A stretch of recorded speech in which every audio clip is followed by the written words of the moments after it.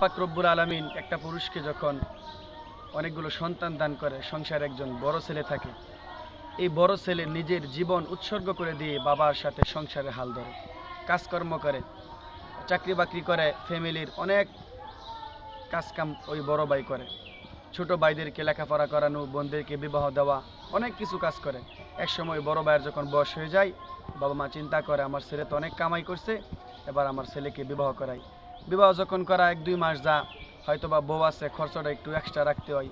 আগে যদি প্রতি মাসে 10,000 দিত, হয়তোবা বিবাহের পরে 5,000 দেয়, 6,000 দেয়, তখন বাপ মা বলে না, আমার এই ছেলেরে বউ কিনে নিছে গা, এখন আমার ছেলে ভালো না, এই আমার ছেলেরে বউ যেমনে ছেলে এমনিই চলে।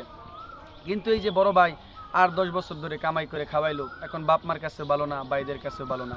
ছোট ভাই যারা আছে তারা একটু শালীন হয়, তারা একটু মানে বাপ নিয়ে চলে, ধরেন বলেন একটু আলসামি করে, কাজ করতে চায় না, বড় ভাইয়ের কাছে আবদার করে। যেই সমস্ত ভাইরা বিশেষ বিশেষ করে বিদেশ যায়, তারা কিন্তু 8-10 বছর তাদের জান প্রাণ উৎসর্গ দিয়ে কিন্তু বাংলাদেশে টাকা দেয়।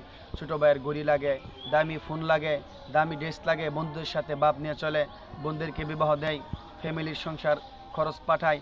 অনেক কষ্ট করে বড় ভাইরা বিদেশ থেকে টাকা পাঠায়, 10-15 লাখ সুন্দর করে বাপ মা বাড়ি করে, বাড়িতে যারা আছে সবার জন্য রুম করে। এই যে বড় ভাই এত কষ্ট করলো, তার জন্য কিন্তু এক্সট্রা একটা রুম দেয় না।